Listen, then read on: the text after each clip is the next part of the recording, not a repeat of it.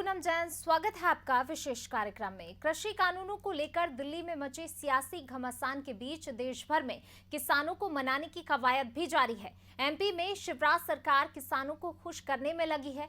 इसमें मददगार बन रही मोदी और शिवराज सरकारों की किसान कल्याण योजनाएं, इन योजनाओं के तहत किसानों के खाते में 2-2 हजार की किश्तों में 6,000 और 4,000 की रकम डाली जा रही है। मतलब साल में 10,000 की नगद इमदाद। इसी के तहत सीएम शिवराज सिंह चौहान ने सागर में आयोजित कार्यक्रम में प्रदेश के 20 लाख किसानों के खाते में 400 करोड़ रुपए ट्रांसफर किए हैं। और इसके साथ ही सीएम ने किसानों को लेकर विपक्ष और कृषि कानूनों को लेकर आंदोलन कर रहे किसान यूनियनों को आड़े हाथों लिया है। इस कार्यक्रम में हम केंद्र और प्रदेश सरकार की किसान सम्मान निधि और उसके जरिए किसानों को मनाने की कवायद पर चर्चा करेंगे।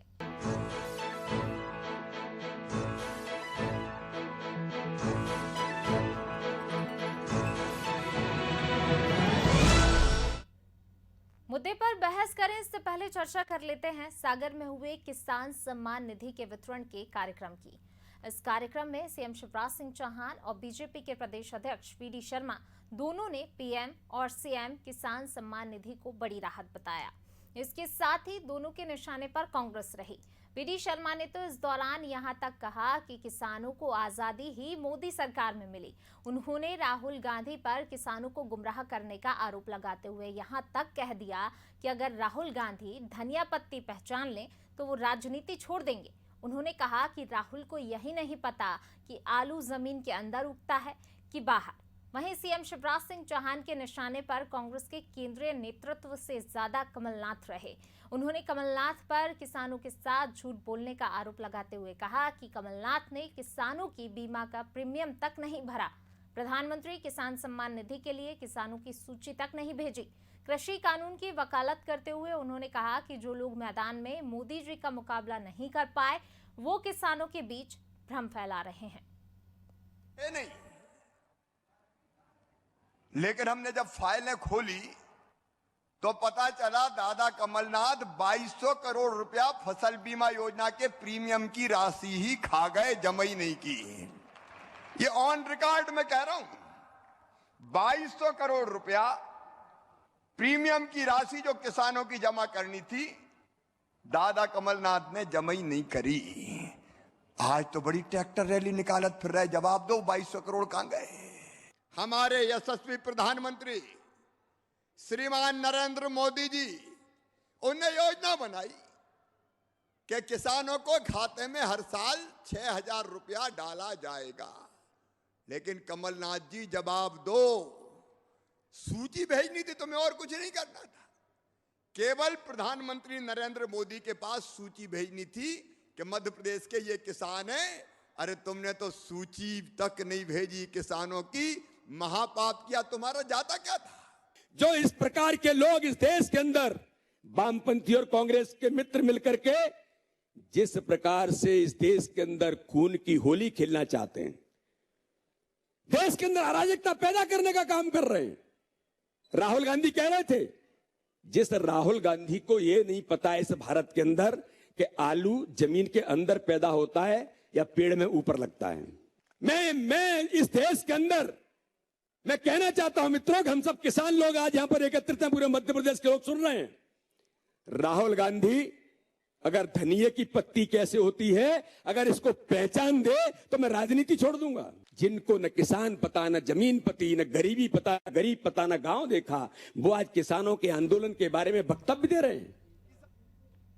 आपको बता दें कि 6 सितंबर 2020 से शिवराज सरकार ने किसान सम्मान निधि की शुरुआत की थी। प्रधानमंत्री किसान सम्मान निधि की तर्ज पर मुख्यमंत्री किसान कल्याण योजना शुरू की गई थी। इसमें किसानों के खातों में 2 किश्तों में 4,000 रुपए डाले जा रहे हैं। अभी तक 17.5 लाख किसानों को योजना का लाभ देने का दावा किया जा रहा है। मार्च 2021 तक सभी पात्र किसानों को पहली किस्त देने का लक्ष्य है। योजना के तहत किया गया है। पहले छोटे किसानों का चयन किया गया है, इसके बाद मध्यम श्रेणी के किसानों को इसका लाभ मिलेगा। इसके साथ ही केंद्र सरकार 2-2 हजार की 3 किश्तों में किसानों के 6,000 रुपए दे रही है और इस तरह केंद्र और प्रदेश दोनों की योजनाओं से किसानों को साल भर में 10-10 हजार रुपए मिल रहे हैं और बीजेपी इसे किसानों को बड़ी राहत बता रही है। और चलिए, तो चर्चा करने के लिए अब हमारे साथ कांग्रेस से फिरोज सिद्दीकी जी हमारे साथ जुड़ गए हैं। फिरोज जी, बहुत स्वागत है आपका। फिरोज जी, क्या आपको मेरी आवाज मिल पा रही है?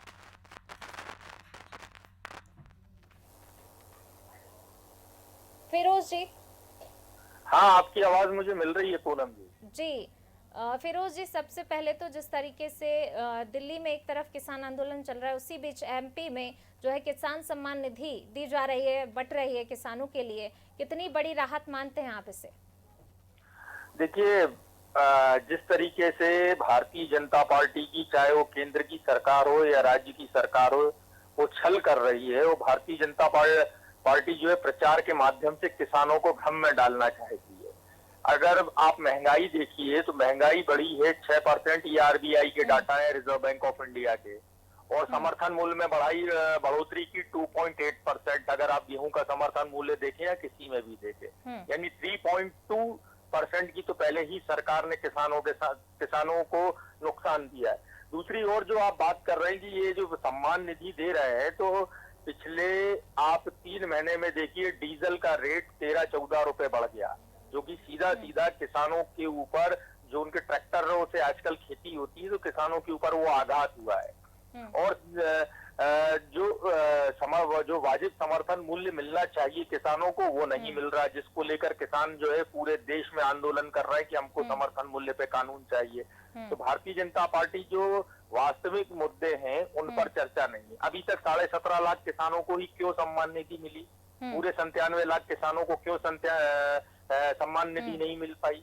और इल्जाम है कमलनाथ जी के ऊपर कि उन्होंने सूची नहीं भेजी।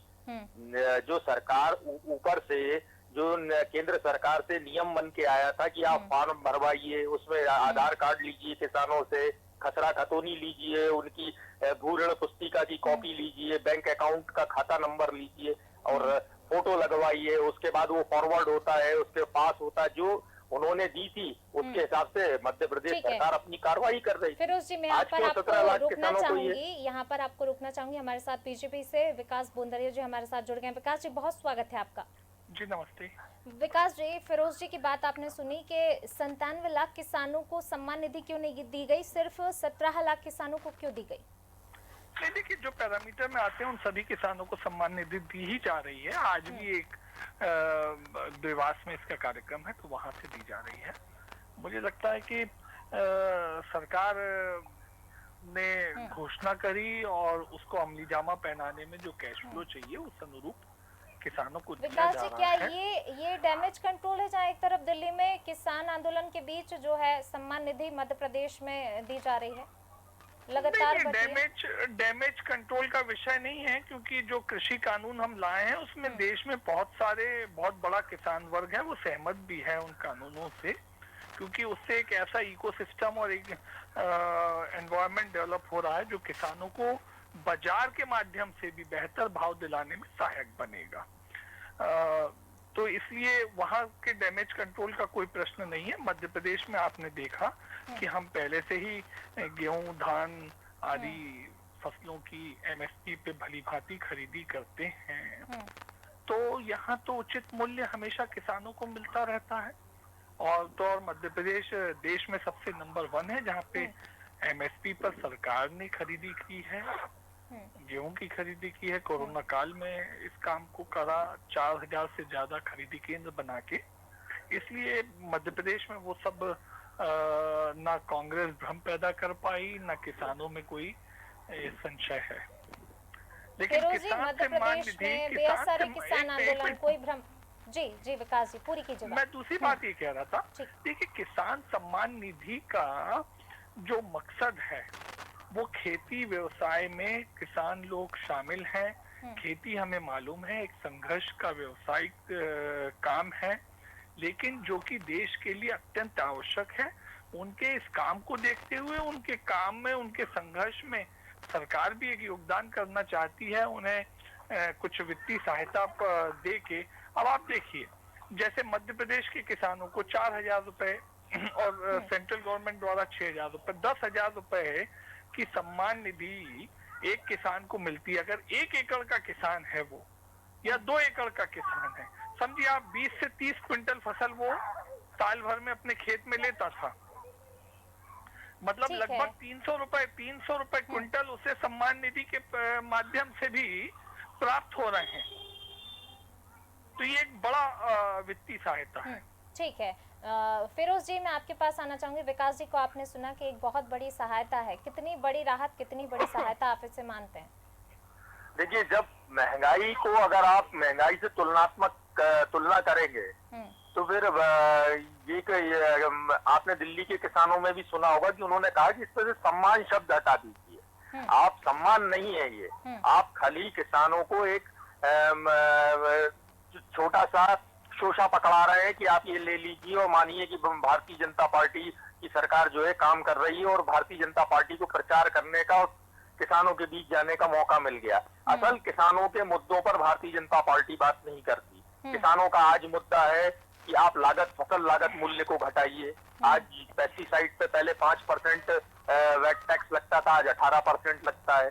किसानों के पाइपों पे पहले 5% वेट टैक्स लगता था, आज 18% लगता है। इस तरीके से जो महंगाई बढ़ी है, महंगाई से जो इनपुट कॉस्ट बढ़ी है, वो किसानों का असल मुद्दा है। अगर यही मुद्दा होता तो फिर इतने बड़े किसान आंदोलन होते क्यों पूरे देश में, और पूरा देश के किसान क्यों सड़कों पर आते? अगर ये फिरोज जी, विकास जी तो कह रहे हैं मध्य प्रदेश में कोई असर नहीं।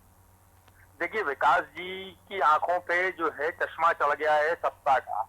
जब व्यक्ति कोई सत्ता के मद में चूर रहता है तो उसको जमीन नहीं दिखाई देती, इसलिए विकास जी को जमीन नहीं दिखाई दे रही है। किसान तो यहाँ भी नाराज हैं, किसान यहाँ भी बाहर आ रहे हैं, कई जगह यहाँ प्रदर्शन भी हुए, कांग्रेस ने भी सभी जगह प्रदर्शन किए। ये इतनी लाठियां क्यों मारी थी अभी पुलिस ने हमारे कांग्रेस के कार्यकर्ता और किसानों को? इसीलिए मारी थी कि सब लोग प्रदर्शन कर रहे हैं, और हजारों हजार किसान वहाँ टिकरी, सिंगू, गाजीपुर बॉर्डर पे मध्य प्रदेश के हैं और लगातार जा रहे हैं। कक्का जी जा रहे हैं, इतने लोग हैं, लेकिन भारतीय जनता पार्टी सुनना नहीं चाहती। यही वजह है कि सुनना नहीं चाहते आप, आपकी पार्टी सुनना नहीं चाहती। पूनम जी, मैं भली बात ही कह सकता हूँ कि जो कृषि कानूनों में प्रमुख भाव आया है, वो तो मध्य प्रदेश में हमारे यहाँ पहले से ही प्रचलित है। भाई, मंडी के बाहर भी हमारे यहाँ आप अनाज बेच सकते हैं, अंदर भी बेच सकते हैं, उसकी भी सुविधाएं हमने बना रखी हैं, और मंडी एक्ट में ही बना रखी हैं। कॉन्ट्रैक्ट फार्मिंग का जो मसला है वो मध्य प्रदेश में 2017 में ही जब मॉडल इसका ड्राफ्ट बना था तो उसको मंडी एक्ट में हमने इंक्लूसिव कर लिया था 2017 से। तब भी कांग्रेस का कोई विरोध नहीं रहा है। तो मुझे लगता है कि कृषि कानूनों के संबंध में अगर हम मध्य प्रदेश के रेफरेंस में बात करेंगे तो मध्य प्रदेश में ये सब चीजें पूर्वोत्तर से हैं। जो लोग इंडस्ट्री चलाते हैं, फूड प्रोसेसिंग इंडस्ट्री चलाते हैं, उनके ऊपर लिमिट्स भी नहीं है कि आपको इतना ही आप खरीदी कर सकते हो, इतना ही स्टॉक रख सकते हो। वो उनकी प्रोडक्शन कैपेसिटी के हिसाब से अपना खरीदी करते हैं और स्टॉक्स मेंटेन करते हैं। तब तो हम मध्य प्रदेश का राइस बाहर भेज रहे हैं और इस बात के लिए भी संघर्षशील है लगातार कि मध्य प्रदेश का अगर बासमती राइस का टैग हमें मिलना चाहिए तो हमें मिलना चाहिए। हम उसके लिए प्रयास करते हैं। फिरोज जी, पंजाब जहाँ कांग्रेस की सरकार है वो जरूर उसे रोक रहा है। जी चलिए बात पूरी कीजिए। उसका विरोध कर रहा है। चलिए फिरोज जी, जिस तरीके से आरोप लग रहे हैं कि कांग्रेस किसानों को गुमराह कर रही है, ऐसा बीजेपी का कहना है। चर्चा में आगे बढ़े उससे पहले हम आपको सुना देते कि वीडी शर्मा ने क्या कुछ कहा सागर में। जो इस प्रकार के लोग इस देश के अंदर वामपंथी और कांग्रेस के मित्र मिलकर के जिस प्रकार से इस देश के अंदर खून की होली खेलना चाहते हैं, देश के अंदर अराजकता पैदा करने का काम कर रहे हैं। राहुल गांधी कह रहे थे, जिस राहुल गांधी को यह नहीं पता है इस भारत के अंदर कि आलू जमीन के अंदर पैदा होता है या पेड़ में ऊपर लगता है। मैं इस देश के अंदर मैं कहना चाहता हूं मित्रों, हम सब किसान लोग आज यहां पर एकत्रित हैं, पूरे मध्य प्रदेश के लोग सुन रहे हैं। राहुल गांधी अगर धनिये की पत्ती कैसे होती है, अगर इसको पहचान दे तो मैं राजनीति छोड़ दूंगा। जिनको न किसान पता, न जमीन पती, न गरीबी पता, गरीब पता, न गांव देखा, वो आज किसानों के आंदोलन। तो फिरोज जी, सुन लिया आपने वीडी शर्मा ने क्या कहा कि अगर राहुल गांधी धनिया की पत्ती पहचान ले तो वो राजनीति छोड़ देंगे। ऐसे लोग कृषि कानून समझा रहे हैं। राहुल गांधी जब इस देश में भटका परसोल हुआ, किसानों के साथ अन्याय हुआ, राहुल गांधी जी खड़े थे। जब इस देश में भूमि अधिग्रहण कानून बना तो राहुल गांधी जी की अथक प्रयासों से बना कि किसानों की जमीन जो है वो बची रहनी चाहिए। और जब भूमि अधिग्रहण को कानून को मोदी सरकार बदलना चाहती थी और उद्योगपतियों के हाथ में से किसानों की जमीन देना चाहती थी, तब भी राहुल गांधी जी खड़े थे। किसानों की कर्जा माफी को लेकर अगर आप मध्य प्रदेश, छत्तीसगढ़, पंजाब, हरियाणा, पौंडीचेरी, केरल की बात करेंगे तो राहुल गांधी जी की जो हमारी कांग्रेस की सरकारें थी उन्होंने ही कर्जे माफ किए। आज भी भूमि अधिग्रहण बिल के लिए अगर सब ये कृषि कानून के लिए सबसे पहले कोई खड़ा हुआ तो वो राहुल गांधी जी खड़े हुए। सवाल ये है कि कौन किस नीतियों के लिए खड़ा होता है। राहुल गांधी जी को क्या पता है, क्या नहीं पता है। अगर उनको पता है वीडी शर्मा जी को, तो वीडी शर्मा जी को आना चाहिए आज किसानों के बीच, किसानों से बात करनी चाहिए। चैलेंज तो दिया है, फिर चैलेंज दिया है वीडी शर्मा ने, राजनीति छोड़ देंगे अगर धनिया पहचान ले राहुल जी तो।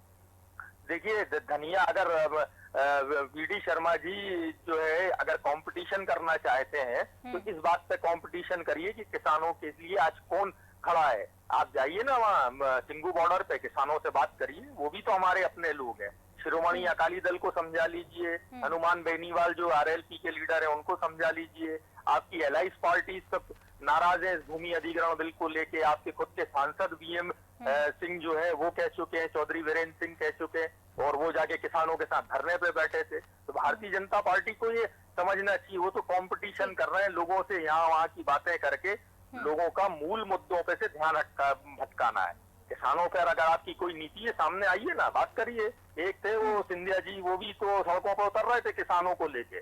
जब से उनको पद प्रतिष्ठा मिल गई वो तो किसानों की बात ही नहीं कर रहे हैं। तो ये चीजें होनी चाहिए जो लोगों के बीच हो। विकास जी से जवाब लेते हैं। विकास जी, मूल मुद्दों से भटका रही है बीजेपी, और साथ ही राहुल गांधी को क्या बच्चा समझ लिया है बीजेपी ने? नहीं, राहुल गांधी जी जो है वही हमने समझा है, उसी की बातचीत करते हैं। और मूल मुद्दा ही भारतीय जनता पार्टी का विकास है। विकास में भी महत्वपूर्ण रूप से कृषि एवं ग्रामीण विकास है, क्योंकि हमें मालूम है कि हमारा भारत ग्रामीण क्षेत्रों में बसता है, वहीं से आगे बढ़ता है। वो क्षेत्र आगे बढ़ेंगे तो देश आगे बढ़ेगा। इसलिए बीजेपी का उन मुद्दों से भटकने का, भ्रमित होने का कोई सवाल ही नहीं उठता है। हमें ये मालूम है कि हम हमारा एक्सपोर्ट तभी बढ़ा सकते हैं जब हमारे खेतों में हाई क्वालिटी यील्ड आएगी।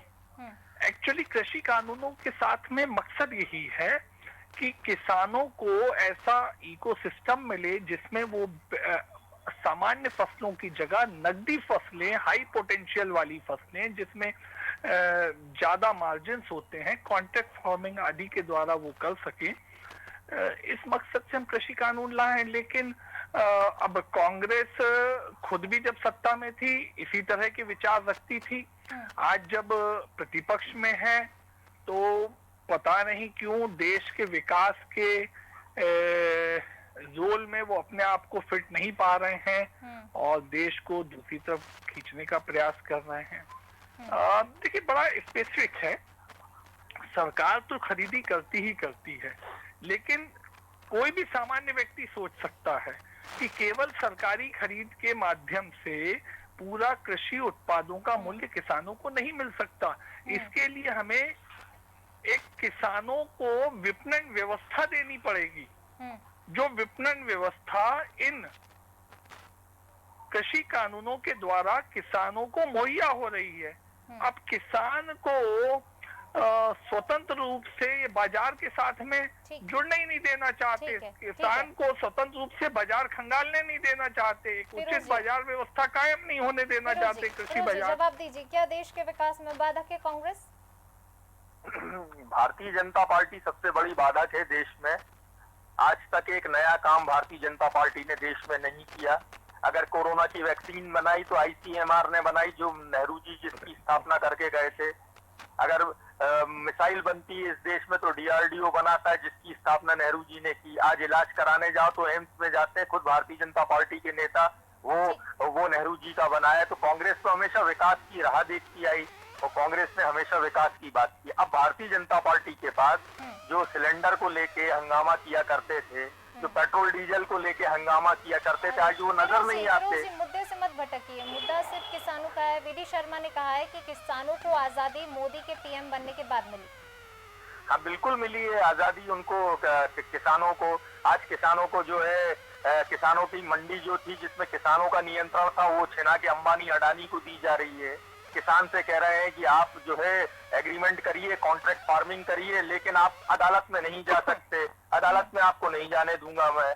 आप किसानों का जो फसल है उस फसल को औने पौने दाम में खरीदिए, उनको समर्थन मूल्य मत दीजिए, जबकि 2012 में खुद मोदी जी कहते थे कि समर्थन मूल्य पे कानून बनना चाहिए। तो आप अपनी ही बात क्यों नहीं करते? जो आप मोदी जी पहले कहा करते थे वही वो काम करते हैं। वो स्वामीनाथन आयोग की रिपोर्ट को लेके बहुत हंगामा किया भारतीय जनता पार्टी ने, आज वो लागू कर दीजिए।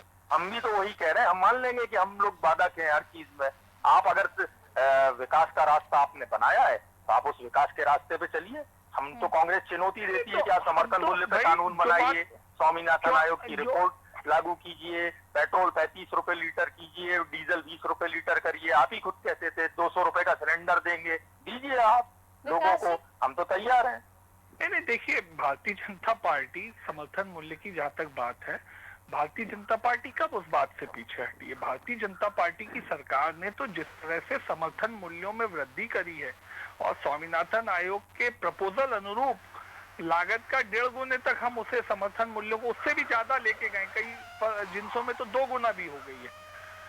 तो उसको भी हमने किया है। समर्थन मूल्यों पे सरकार के तय खरीदी, डायरेक्ट खरीदी होनी चाहिए, जिससे बाजार में भाव बढ़ता है, बाजार भाव बढ़ाने में सहायता मिलती है, वो हमने करी। बाजार में नाफेड आदि के द्वारा इंटरवेंशन स्कीम्स जो चलाई गई, उसके माध्यम से हमने किसानों को सहायता दी। अगर किसानों को व्यवहारिक रूप में समर्थन मूल्य जितना भाव नहीं मिल पाया था, तो फिर हमने उसके लिए भावांतरण योजना भी चालू करी, ताकि वो जो गैप आ रहा है किन्हीं कारणों से, सरकार उनकी पूर्ति कर सके।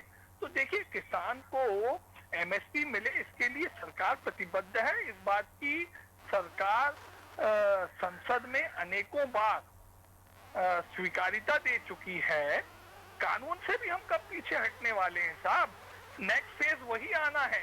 अभी भी माननीय केंद्रीय कृषि मंत्री ने कहा ना कि इसके लिए हम कमेटी बनाने को राजी हैं, ताकि देश के किसानों के MSP संबंधी कानूनी प्रावधान कैसे लाए जा सके। अनेक राज्यों में है, लेकिन बाजार की व्यवस्था इस ढंग की नहीं है कृषि बाजार की कि किसानों को व्यवहारिकता वो मिल पाता हो। तो उसकी व्यवस्था में करना है। देखिए, केवल कानूनी प्रावधान बनाने से मसले हल नहीं होते। अनेक व्हीकल रूल्स हैं, क्या व्यवहारिक रूप में फॉलो हो पाते हैं? जब तक के हम ऐसा इकोसिस्टम नहीं डेवलप कर देंगे, हम किन्हीं कानूनों के माध्यम से इकोसिस्टम डेवलप कर रहे हैं, आप उसमें जोर अटकाने का प्रयास कर रहे हैं। ठीक है फिरोज जी, अब तो संसदीय मंत्री ने भी कह दिया है कि सरकार जो है संसद में आइए आप और संसद में बहस कीजिए। देखिए, संसद में बहस करने की जब राज्यसभा में बात हो रही थी और राज्यसभा में ये सब सांसदों ने उस पर डिवीजन मांगा था, तो आपने ध्वनि मत से पारित कर दिया, और जिसको लेके सब सांसद जो है राष्ट्रपति के पास पहुंचे थे। तो ये भारतीय जनता पार्टी अगर बात ही करना चाहती तो क्यों ना भारतीय जनता पार्टी उसको कानून को वापस ले ले और उसके बाद फिर बहस करा ले। तो हम संसद में तैयार है बहस करने के लिए। कांग्रेस थोड़ी पीछे जाती है बहस करने से, लेकिन भारतीय जनता पार्टी बहस नहीं करना चाहती। पहले ऑर्डिनेंस लाती है, ऑर्डिनेंस लाती है और ऑर्डिनेंस के बाद सीधे बिल लेके आती, वो भी सांसदों को पढ़ने का मौका उसका नहीं देती ड्राफ्ट का। तो ये भारतीय जनता पार्टी का असल चरित्र है।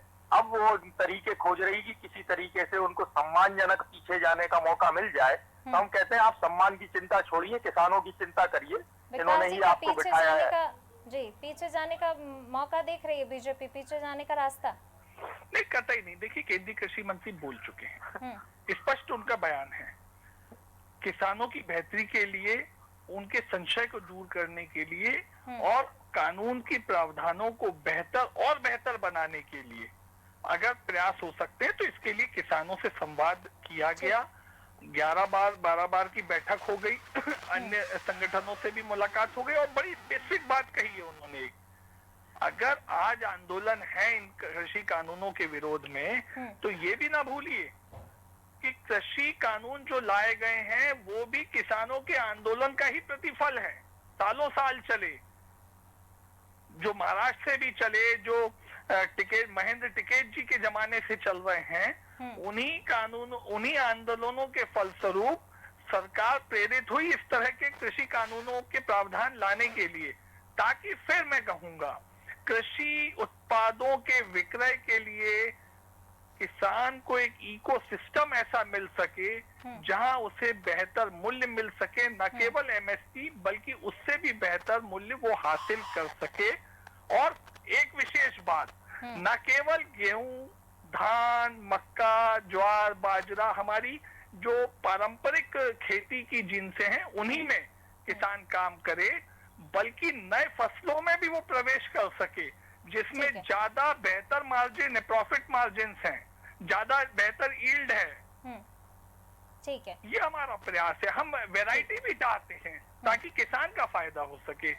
उसे हम एक कॉन्ट्रैक्ट फार्मिंग का एक इंश्योर्ड वातावरण देना चाहते हैं, लेकिन उसमें इनको दिक्कत है। उसमें अगर एसडीएम के न्यायालय में किसानों को लगा था, संशय था, तो सरकार ने स्वयं कहा कि इसमें सिविल कोड का प्रावधान भी रख देंगे, कोई दिक्कत नहीं। हमारी मंशा तो ये है कि किसान कहीं भी अभी कोई विवाद में आए, ठीक तो है, उसे विकास जल्दी से जी, जल्दी हमारे पास समय की न्याय कमी मिल है। जाए। ठीक है, फिरोज जी, लास्ट सवाल संक्षेप में आंसर दीजिएगा। कांग्रेस को दिक्कत है इस तरह का, बीजेपी का कहना है, कहाँ दिक्कत और क्या दिक्कत? फिरोज जी, चलिए लगता है संपर्क टूट गया है, लेकिन देखिए मकसद यही है जी कि हमें एक इकोसिस्टम बनाना है ठीक है, बेहतर बाजार के लिए। उसमें कांग्रेस को क्यों दिक्कत है और क्यों होनी चाहिए? जनता इस बात का प्रश्न कांग्रेस से भी करेगी। ठीक है। फिरोज जी हमारे साथ अभी नहीं है फिलहाल। विकास जी, इस चर्चा में आपका शामिल होने के लिए शुक्रिया। साथ ही फिरोज जी, आपका भी शुक्रिया इस चर्चा में शामिल होने के लिए। तो बिल्कुल किसान हमेशा से केंद्र में रहे हैं। किसान शुरू से, चाहे वो बीजेपी की बात की जाए या कांग्रेस की बात की जाए, जहाँ एक तरफ जो है दिल्ली में किसान आंदोलन चल रहा है, उसी बीच अब मध्य प्रदेश में किसानों के लिए सम्मान निधि बंट रही है, लगातार सम्मान निधि बंट रही है। आज भी सागर में जो कार्यक्रम हुआ, लेकिन कहीं ना कहीं किसानों को केंद्र बनाकर आरोप प्रत्यारोप जड़े जा रहे हैं। जिस तरीके से सीएम शिवराज सिंह चौहान ने कमलनाथ को निशाने पर लिया, वीडी शर्मा ने राहुल गांधी पर निशाना साधा।